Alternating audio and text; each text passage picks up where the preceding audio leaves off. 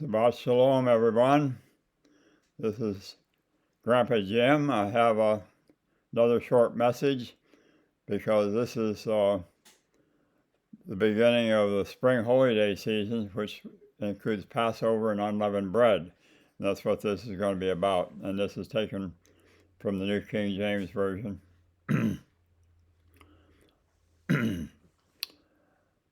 Exodus 12, 1 through 13.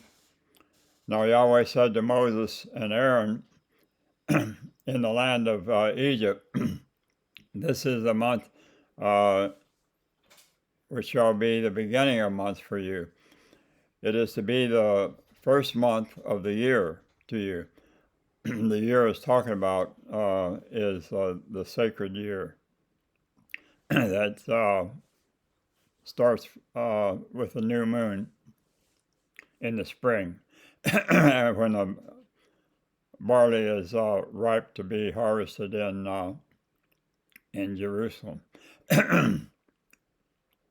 Speak to the congregation of Israel, say, on the 10th of this month, they are each one to take a lamb for themselves according to their father's household, a lamb for each household. Excuse me. Now, if the household is too small for a lamb, then he and his neighbor nearest to his house are to take one according to the number of persons in them. According to what each man should eat, you are to divide the lamb. The lamb shall be an unblemished male, a year old. You may take it from the sheep or from the goats.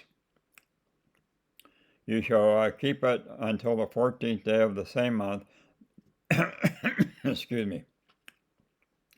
Then the whole assembly of the congregation of Israel is to kill it at twilight. That's in the evening. Moreover, they shall take some of the blood in it and put it on the two doorposts on the lintel of your house in which they eat it. They shall eat the flesh that same night, roast with fire, and they shall eat it with unleavened bread and bitter herbs.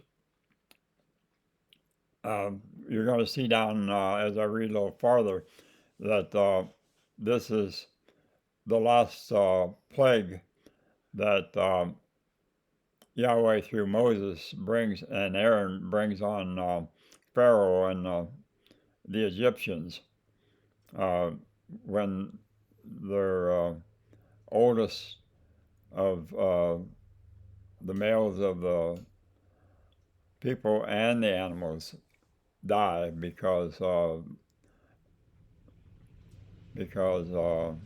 they refused to let Pharaoh refused to let Israel leave, but this one persuades him to let them leave, and so you will learn more about it here. Do not eat any of it raw or boiled at all with water, but rather roast with fire both its head and its legs along with its entrails. And you shall not leave any of it over until morning, but whatever is left of it until morning you shall burn with fire. Now you shall eat it in this manner, with your loins girded and sandals on your feet and your staff in your hand, and you shall eat it in haste. It is Yahweh's Passover. For I will go through the land of Egypt on that night, and will strike down all the firstborn in the land of Egypt, both man and beast, and against all the Elohim of Egypt I will execute judgments. I am Yahweh.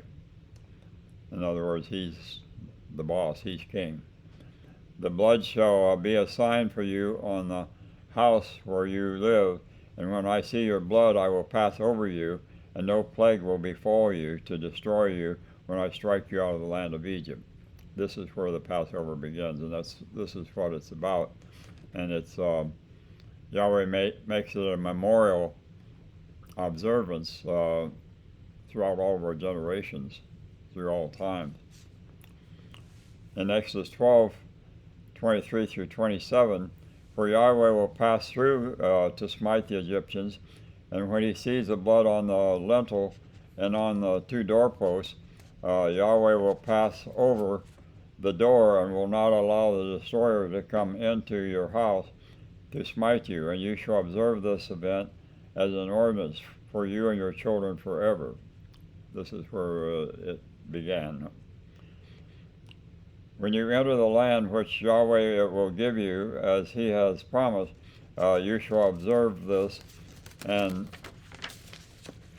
when your children say to you, "What does this rite mean to you?" you should say, "It is the Passover sacrifice to Yahweh who passed over the house of the sons of Israel in Egypt, when he smote the Egyptians, but spared our homes." And the people bowed low and worshipped.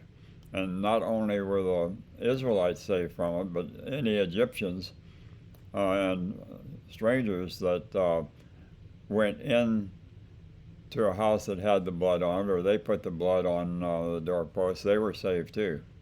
There was a mixed multitude that came out of Egypt with them. Now we're going to go to the New Testament and see how that Joshua reinstituted. We no longer kill the lamb. Some do, but that's not required today. Some have roasted lamb, for they call it the Seder, but this is not the Seder. This is the emblems were changed on the Passover. In Luke 22, 7 through 20, then came the first day of the Passover. The lamb had to be sacrificed. And Joshua sent Peter and John, saying, "Go and prepare the Passover for us, so that we may eat it." They said to him, "Where do you want us to prepare it?" And he said to them, "When you have entered the city, a man will meet you carrying a pitcher of water. Follow him into the house that he enters, and you shall say to the owner of the house, 'The teacher says to you, where is the guest room which I may eat the Passover with my disciples?' And he will show you a large furnished room. Prepare it there." And they left and found everything just as he had told them, and they prepared the Passover. This evidently was arranged ahead of time with the homeowner. In Luke 22, verse 14, Joshua institutes the Master's Supper. When the hour had come, he declined at the table, and the apostles with him. And he said to them, "I have earnestly desired to eat this Passover with you before I suffer." This is just, he is the Passover lamb, and he was the perfect lamb without blemish. He was the Father's lamb. "And I say to you, I shall never eat it again until it's fulfilled in the kingdom of Elohim." And when he had taken a cup and given thanks, he said, "This is, take this and share it among yourselves. For I say to you, I will not drink of the fruit of the vine from now on until the kingdom of Yahweh comes." And when he had taken some bread and had given thanks, he broke and gave it to them, saying, "This is my body, which is given for you. Do this in remembrance of me." In the same way he took the cup after they had eaten, saying, "The cup which is poured out for you is the new covenant in my blood," and that was wine. Now the Feast of Unleavened Bread is also connected with the Passover. The Jews call it the Feast of Unleavened Bread, but it's actually the Feast of Passover and the Feast of Unleavened Bread. So in Exodus 12, we're going to go back to the Old Testament and read where unleavened bread started. The Feast of Unleavened Bread in Exodus 12, 14 through 20. "Now this day will be a memorial to you, and you shall celebrate it as a permanent ordinance. 7 days you shall eat unleavened bread, and on the first day you shall remove leaven from your house. For whoever eats anything leavened from the first day until the seventh day, that person shall be cut off from Israel. In other words, they're going to die. On the first day you shall have a holy assembly. The first and the last day are holy days. They're Sabbath days. The other is work days, but you have to eat unleavened bread the whole month. On the first day you shall have a holy assembly, and another holy assembly on the seventh day.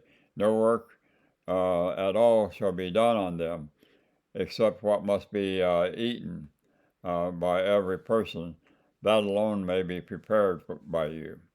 You shall also observe the feast of unleavened bread, for on this very day I brought your hosts out of the land of Egypt. Therefore you shall observe this day throughout your generations as a permanent ordinance. A lot of people say that this has been done away with, but this represents Yahshua's sacrifice for us. Without that sacrifice, we would have no hope of eternal life in Yahshua's kingdom. Verse 18, in the first month, on the 14th day of the month at evening, you shall eat unleavened bread until the 21st day of the month at evening. 7 days there shall be no leaven found in your houses, for whoever eats what is leavened, that person shall be cut off from the congregation of Israel, whether he is an alien or a native of the land. And you shall not eat anything leavened in all your dwellings. You shall eat unleavened bread.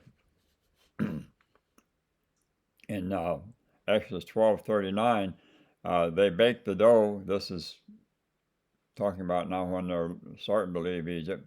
They baked the dough which they had brought out of Egypt into cakes of unleavened bread, for it had not become leavened since they were driven out of Egypt and could not delay, nor had they prepared any provisions for themselves. They ate sourdough bread, and that is a process of the starter is started by letting a mixture of flour and water and other things to ferment, and then you put a little bit of that in the bread. But they hadn't had time for the bread to rise, and so this is the beginning of unleavened bread. It's short, it's just thumbnail. You can read through the different passages and read different scriptures along with it. But it's coming up on the evening of the 12th of April is on the holy day calendar. The new moon calendar is called, and then the evening of the 13th, which goes into the 14th, begins the first day of unleavened bread, and it's a holy day. So that's what I have for you, and I hope you will look into it, because it's an ordinance that's supposed to be kept forever, and the Christian churches do it, take the emblems, but this explains where they started from. This is Pastor Jim signing off. Shabbat Shalom. Yahweh bless everybody.